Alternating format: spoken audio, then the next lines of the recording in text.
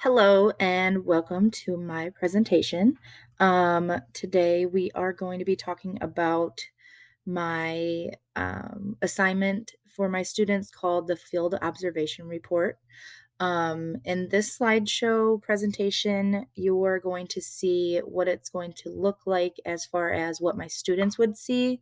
And I'm also going to be explaining a little bit of the activity as far as effectiveness, how it will keep them engaged, and just a couple more things that I want to add throughout the presentation. So let's get started. So the first thing that I want the students to have on here and for them to understand is that it's important to stay organized. Um, so the first thing is the table of contents. This helps them see what's needed for their assignment and what types of things they're going to be covering, what types of things they're going to be responsible for. It gives them a little snippet of what the presentation is going to entail. This all refers back to actually the assignment or the assessment that I gave in my activity 3.1, which was the written assignment of this. But from written form to PowerPoint presentation, it's a little bit different because I can use ways to evaluate them um, as far as how well they know their craft in the business that they chose to observe, the employee they chose to observe. And they can present to the class and let others know kind of what careers are out there and why they chose that career. I know when the last time I did this in my high school class, a couple of students observed certain job placements that few of my other students became interested in, and now it's actually um, awesome that they have jobs at these other places of employment based off of this assessment that I gave to my students. So, absolutely, it's an efficient and effective assessment for students to have. All right, so the first one is the name of the business. So they are going to have to list the name of the business and then 5 bullet points describing what they observed as far as where it's located, including a picture of the business. I just chose this as just an example photo. They can go in and edit all of this information however they please. But as far as how to tell or to show you what the slideshow should look like, I just chose a random building.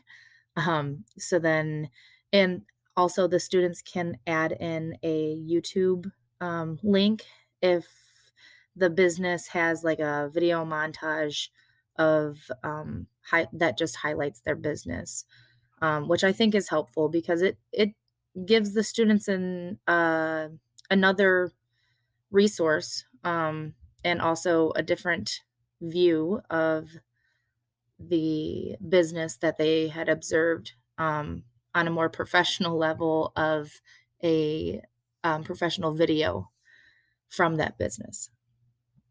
And then the next one is the name of the person that they observed. This is actually a picture of one of my best friends that I work with. So she let me use her picture as an example. But they would put a picture of the actual person, and then 5 bullet points as far as what about that person, not what they observed and not their job descriptions, but just what type of person is that? Is it a younger person? Is it an older person? Is it a first-time mom? Is it a single dad? Is it a family person? Is it um, just life facts about this person? Because all of us are people first, and then our jobs come second, or they should. So I feel like that is important to include because people need to understand that we are not all robots and that we have really unique abilities and qualities to each of us before we are the employee. The next slide is community. So, what types of things does this business provide to the community? Now, a couple of my students had observed certain teachers in schools because they want to become educators. So, instead of saying a business side, I had them describe like um, what type of community aspects does the school help? Um, and then what other types of employees are at that school?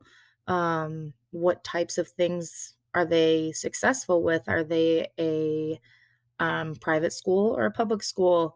Certain things like that, which is also helpful for people to see that are local. They may not have been aware of those businesses out there. The next slide is responsibilities. So, what types of responsibilities specifically did this person have that they observed? What are they responsible for? And then specific job duties that they observed. Not only what are they responsible for in their entire job title, but what specific things did the students observe while they were there? Which I think this is important because all of us educators go above and beyond our job titles. So I feel like this is very helpful for my students to understand and to comprehend that there's things that you have in a job description, and there's things that you can have on your resume, and then there's things that you just should do to be a good civilized human, and to just good work ethic, and it will take them really far. So that's why I chose to have both the different things that they are responsible for and the job duties that they observed. The next slide is the facility. So the business itself, what kind of building it is. A lot of my students either chose a certain business as far as like a manufacturing plant or again like a school building. I wanted to know what type of thing would I be walking into if I were to go visit them at this job. And then if they could provide any improvements to that building. A couple of my students that observe schools, they talked about accessibility for people in wheelchairs and things that needed to be updated, like certain parts of the school were only accessible um, and certain parts had to have an elevator, but other ones didn't, and it was very eye-opening and nice for the students to um, point out those things that were important to um, bring up that certain businesses, I mean, no one is perfect and no business building is perfect. So it was nice of them to outline what types of things they could improve upon. And not one of my students said none. So that was nice that they all were engaged enough in the activity in the assessment that they all took the time to write down or to give me an improvement. The next slide is what was used. So, what types of computers, technology, or machines were used at the business while they were observing, and then also including a picture of what they observed. One of my students used. He went to a welding business. So he talked about the different types of machines that they used. Um, and to me, I felt like this was very eye-opening because a lot of us that have lived in the area of my school district are literally our entire lives, um, felt very sheltered when certain students were talking about different machines and different types of technologies that they use and all of these things. So it was extremely interesting to see and to hear them talk about different things that make that business unique, and that make that business successful. The next slide was the observation notes. So 10 bullet points about what they actually observed. A lot of my students had to use 2 slides for this one, just because filling out 10 bullet points on one slide was a lot, and the font had to be extremely small. So for presentation viewing, they needed to put it on 2 slides so that people could actually read the text when they were when they presented it to the class. And then the next slide is the Q&A, so question and answer. I had them list 5 questions with answers that they had asked the employee during their observation. And then the next orange box is list 5 questions you would like to ask now that the observation is over. So maybe they had specific things come up in their heads, that they would have liked to ask, but maybe they didn't, or they needed clarification on certain things, or maybe they were about to ask if they had availability at that certain job, and they hadn't asked that during the observation. This one kind of gives the students an opportunity to reflect on their experience, which I think is very helpful. And as a high school student, you kind of got to get out of your shell a little bit to uh, fully experience um, a really good field observation, and to get everything out of it that you should. And as a high schooler, it's kind of hard to do that because of maturity and everything. But I think this definitely helped the students understand, like, hey, if I want to do a follow up call or an email, these are the questions that I'm going to be asking them. And then the final the final slide, which is my all-time favorite and kind of makes me emotional when I read and watch my students present this one, is the my why slide.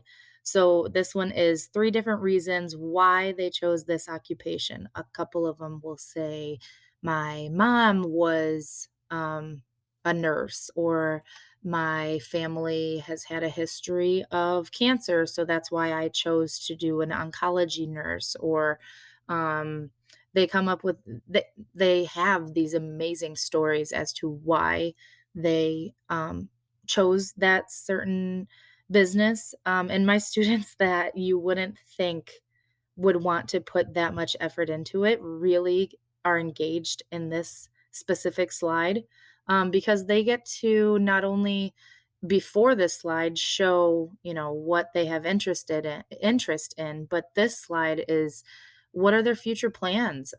Maybe they're still unsure, and they might not have a concrete job lined up yet, but this gives them an opportunity to talk about future goals, or um, future plans of maybe 5 years down the line. I've had students even write about that they plan on taking a few years off of continuing their education, but this is their why of why they're having to wait, or taking the time to save up money, or family dynamics, or anything. I've heard so many different things on this slide, but while reading through all of the different links and articles, and the videos from this past week, on the article called "What is Significant Learning" by Dr. L.D. Fink, when they talk about integration, that it says, when students are able to see and understand the connections between different things, an important kind of learning has occurred, which I think is so important for students to make that connection. And especially working at a career center, we we want students to have the connection between their academics and their future career. So I feel like this slide specifically does just that. and also another article, the article called Authentic Learning Environments, and that one is by Harrington, Reeves, and Oliver. Um, Stated authentic learning is a pedagogical approach that situates learning tasks in the context of future use. So the my why slide is for future use.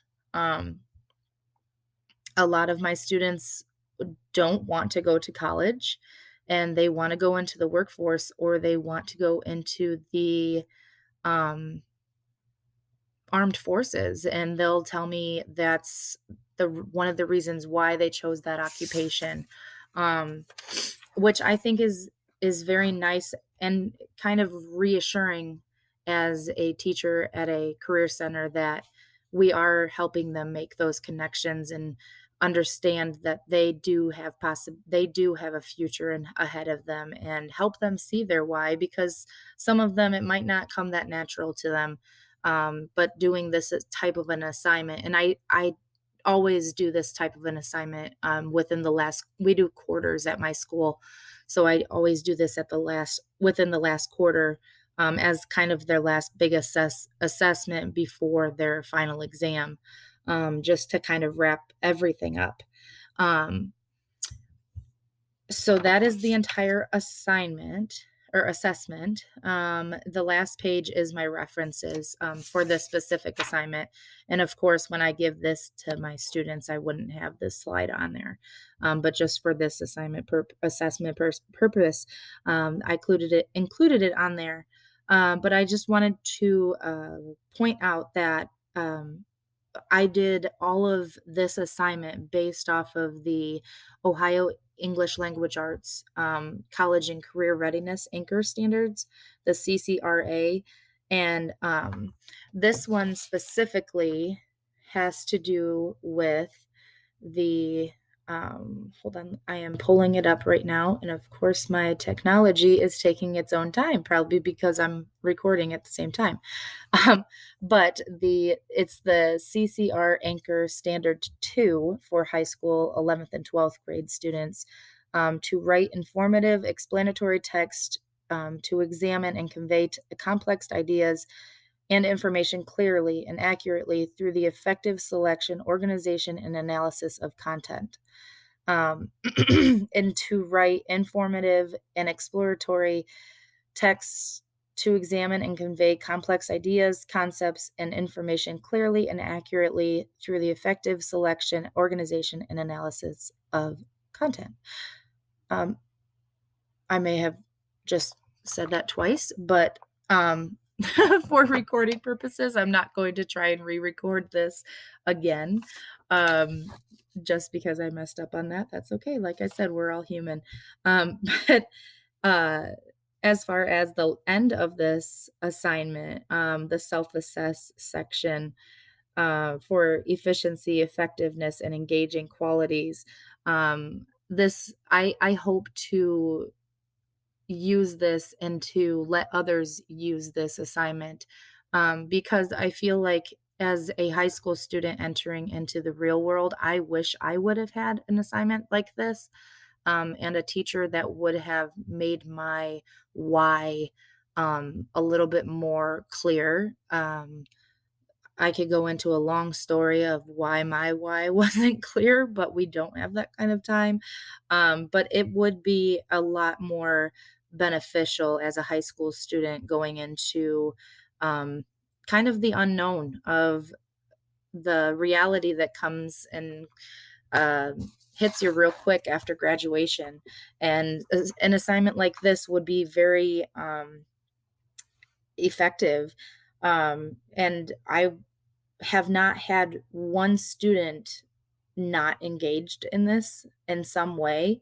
I've had students try and put it off and throw it together at the last minute, which I've had to help them understand, or help them make it more clear of ways to improve. Because this assignment, I do not let them turn in sloppy work, because I feel like it is so effective. Um, I want them to take as much time that's necessary. And also, it I feel like this helps them set long-term goals, and I have always been goal driven, but, I feel like students need to know what their long-term goals are because it can get lost in the craziness of graduation parties, all of the independence that comes with not being a student anymore. They've lived their entire almost 18, some 19 years of life having school be um, their job.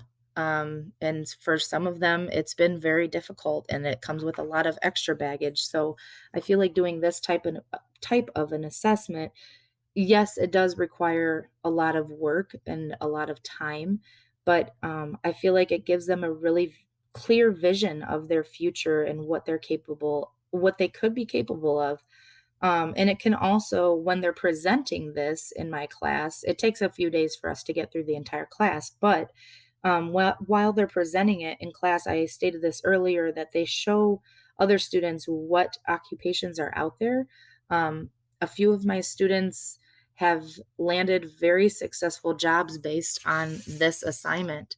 And they always, whenever they put me as a reference on their job application, I do tend to get a few reference calls from their future employers, and they'll ask me, what kind of student are they, blah blah blah. But I will always say, I do this assignment with them, and the employers are very appreciative of this because I feel like it is. I don't want to say life changing, but it is influential and effective as far as um, an assessment that isn't just a textbook assessment. Um, I'm as a special ed teacher, I'm always assessing every type of, skill, and I feel like this one covers a lot in one. Um, and I am hoping that this becomes, um, more heavily used in more schools, not just mine. Because I feel like this approach is very helpful as far as a student entering into the adult world, and it kind of wraps up everything that they have worked towards. So, other than that, I think that is it. I'm going to end this and hope that it uploads correctly. Have a nice day.